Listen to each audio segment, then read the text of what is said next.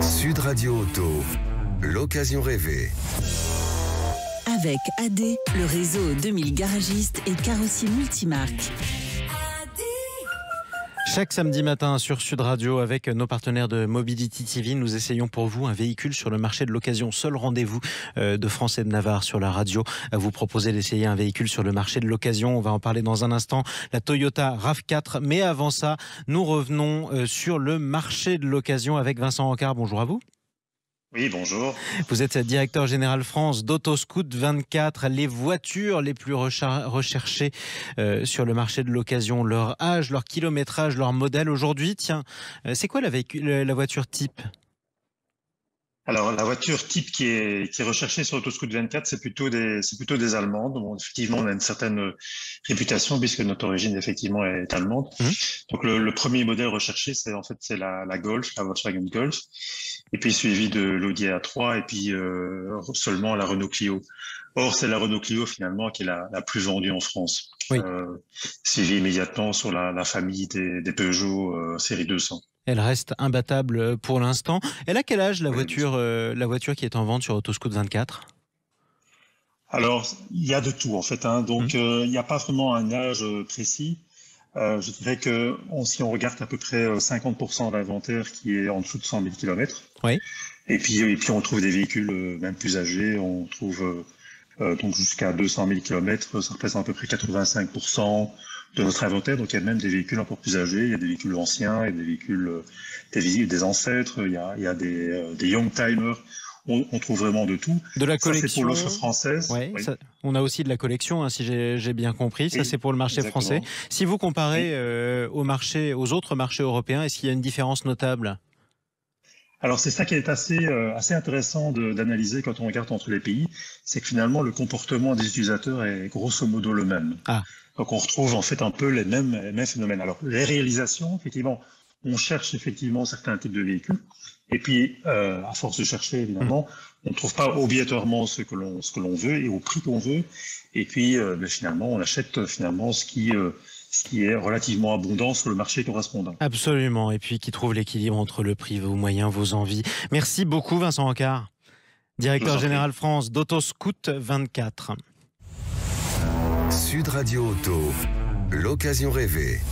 Et il est temps d'essayer un modèle d'occasion sur le marché avec nos partenaires de Mobility TV. Nous parlons de la Toyota RAV4. Vaut-elle le coup sur le marché ? On en parle avec Berislav Kovacevic, consultant Mobility TV, Jean-Christophe Lefebvre de Flotte Automobile, Thierry Combabessou de VP Auto. Berislav Kovacevic, combien de générations Toyota, combien de modèles différents plutôt sur le marché de l'occasion ? 5 générations. 5. Et la première, démarrée en 95, dans 5 ans, dans 3 ans, sera un véhicule de collection. C'est incroyable. Donc ça nous emmène assez loin. Alors 5 générations, si on s'attache plutôt aux 3 dernières qui ont démarré en 2006, on a un best-of sur le marché VO parce qu'elle a une image de fiabilité, d'habitabilité, de résistance, chère à Toyota en général. C'est ça, elle est durable, elle est costaud, on rappelle VO, véhicule d'occasion. Oui, et de plus en plus familiale. La taille a énormément grossi. Moi, j'ai encore des amis parisiens qui pleurent sur les premières générations, dans les versions très raccourcies. Ils n'arrivent plus à se garer.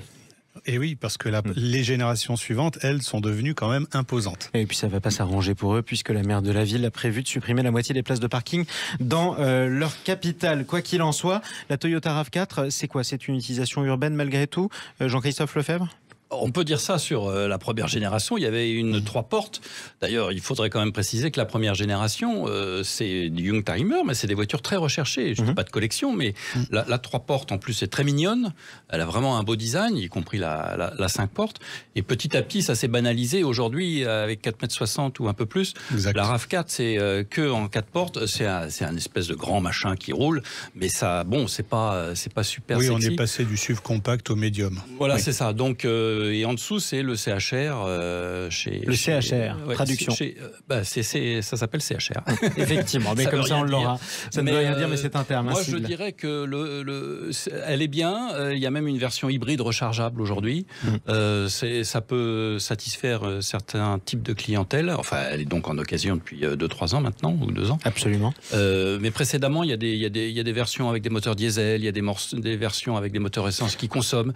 Ça n'a jamais été réellement réellement, pour moi, un produit abouti, sauf sur la première génération. Jamais été un produit abouti. En un mot, justifiez ça. Pourquoi pas abouti ? Parce que ça n'a jamais été la quintessence de ce que c'est faire Toyota en matière de consommation, en matière de prestations. Et en matière de prix. Donc c'est pas forcément ce que vous préférez. Parlons du prix, tiens, avec Thierry Combabessou. Alors c'est des véhicules qui sont très plébiscités à l'export et notamment dans l'Europe de l'Est. Ouais. On a des versions effectivement hybrides et maintenant hybrides rechargeables. Le prix moyen qu'on observe, alors c'est versions les plus représentées, c'est Dynamic et Black Edition qui sont les versions les plus représentées. Et quand on raisonne les véhicules de moins de 50 000 km et moins de 3 ans, ça se situe aux alentours de 20 000, 21 000 euros à peu près. Voilà. Donc ça vous donne une idée du prix moyen. Le scepticisme de Jean-Christophe Lefebvre, est-ce que vous le comprenez, Berislav ? C'est vrai que par rapport aux 2 premières générations qu'il a évoquées, la 3e s'était écroulée. Elle est passée de la place de leader à seulement la 7e place. Et Toyota, qui vendait 15 000 Toyota RAV4 au début, est descendu à seulement 7 000. Ils ont quand même petit à petit, ils sont revenus dans le match avec la 4e et 5e génération parce que même si effectivement c'est un design qui plaît ou qui plaît pas et qui est moins typé qu'auparavant parce qu'on peut le confondre avec d'autres SUV concurrents comme les Coréens, c'est quand même un véhicule qui est devenu extrêmement fiable, une grande finition, un grand coffre, un comportement routier qui là peut-être est décevant pour Jean-Christophe, c'est que c'est pâteau. C'est typé confort, c'est plus à la limite on dirait que c'est destiné plus aux Américains qu'aux Européens. Un peu trop lourdingue quoi. Un peu lourdingue et les nouvelles batteries n'arrangent rien. Alors Thierry Combabessou, qu'est-ce que je fais avec le Toyota RAV4 ? Quel type d'utilisation de préférence ? L'avantage en occasion de ce véhicule-là, c'est qu'il est d'une fiabilité exemplaire. En fait, c'est du Toyota et les motorisations hybrides Toyota sont les plus réputées du marché. Donc c'est un véhicule qu'on peut comprendre qui soit recherché en occasion. Là, l'innovation sur les hybrides plug-in, les dernières générations, c'est l'hybride plug-in avec, je crois, la plus grande autonomie en WLTP. On rappelle hybride plug-in, hybride rechargeable. Les battre sur le poteau, mais c'est 100 km quasiment. Donc on a combien d'autonomie ? 100 km à peu près en mode électrique. En mode électrique, à oui, ce qui est condition d'avoir considérable. rechargé la batterie. Oui, par définition. Mais c'est déjà pas mal. Donc malgré tout, elle tire son épingle du jeu. Ah complètement. La fiabilité, dans l'occasion, c'est quand même un argument. Et malgré tout, Jean-Christophe Lefebvre n'y va pas. Alors il va nous expliquer pourquoi. À nouveau. Non, il faut quand même préciser que la concurrence est arrivée aussi. Elle était numéro 1 parce qu'elle n'a pas inventé le segment. C'est plutôt Nissan avec son Qashqai qui a inventé le segment du SUV compact. Mais elle a ensuite, et comme tous les autres, en ce moment, c'est le 3008 depuis plusieurs années, qui lui taille des croupières parce qu'elle est trop grande et parce qu'elle vaut trop cher.